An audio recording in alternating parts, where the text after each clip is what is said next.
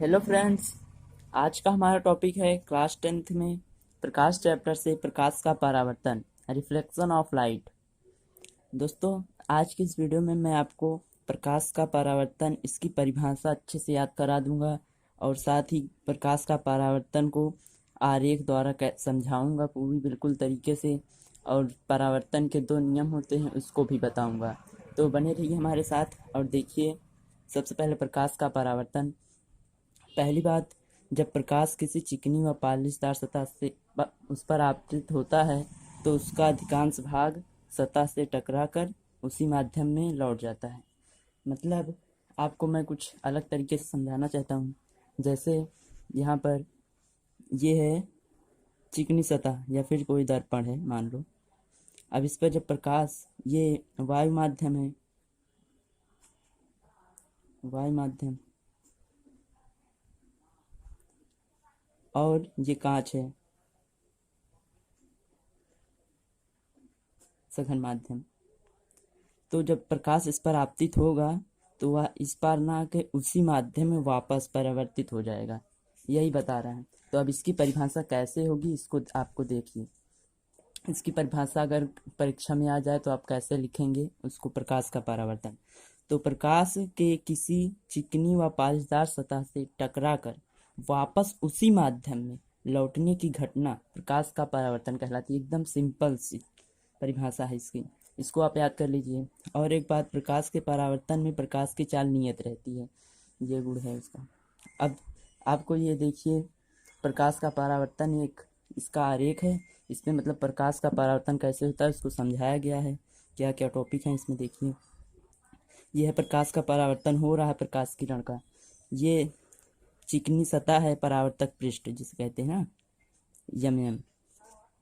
तो अब प्रकाश है, प्रकाश जब इस चिकनी सतह पर पड़ता है यानी आपतित होता है, ये आपतित, ये प्रकाश इस पर जब पड़ता है तो इस अंदर न जाके ये उसी माध्यम में वापस लौट जाता है, परावर्तित हो जाता है। तो यहाँ पर ये आपतित किरण जो है इससे टकराकर परावर्तित किरण में बदल जाती है, परावर्तित हो जाती है। और आपतित और परावर्तित किरण के बीच में एक अभिलंब होता है जो इसको दोनों को बराबर भागों में बांटता है, यानी कि आपतन कोण और परावर्तन कोण दोनों बराबर होते हैं। और यहाँ पर जहाँ अभिलंब और आपतित किरण, परावर्तित किरण जहाँ पर होते हैं, यही ये आपतन बिंदु है भी। अब ये मतलब इस समझाने के लिए आरेख बनाया गया है कि प्रकाश परावर्तन कैसे होता है। उसकी किरण जब चिकनी सतह पर आपतित होती है तो वह परिवर्तित हो जाती है, उसी माध्यम में वापस लौट जाती है। इसी घटना को प्रकाश का परावर्तन कहते हैं। अब दोस्तों चलिए, प्रकाश परावर्तन के दो नियम होते हैं उसको भी देख लेते हैं। दोस्तों देखिए, परावर्तन के नियम। समतल दर्पण में परावर्तन के निम्नलिखित दो नियम होते हैं। मैंने आपको बताया था परावर्तन के दो नियम होते हैं, एक प्रथम नियम, ये द्वितीय नियम। तो चलिए इसको देखते हैं कौन कौन से नियम हैं। प्रथम नियम है, फर्स्ट लॉ, आपतित किरण, परावर्तित किरण तथा आपतन बिंदु पर डाला गया अभिलंब तीनों एक ही पृष्ठ में होते हैं, यानी समतलीय होते हैं।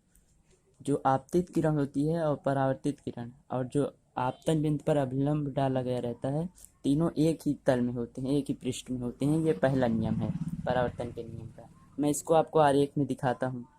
ये देखो, यहाँ पर पहला नियम जो है, आपतित किरण, परावर्तित किरण और आपतन बिंदु जो ये भी है ना, इस पर जो अभिलंब डाला गया है, ये तीनों एक ही तल में होते हैं। ये एक ही तल है ना, इसी में तीनों एक ही तल में होते हैं। ये पहला नियम है प्रकाश परावर्तन का। अब दूसरा नियम है दोस्त, अब देखिए ये सेकंड लॉ, द्वितीय नियम। द्वितीय नियम में आपतन कोण आई सदैव परावर्तन कोण आर के बराबर होता है, यानी कोण आई इज इक्वल टू कोण आर। अब इसको मैं आपको आरेख में दिखाता हूँ कैसे दोनों।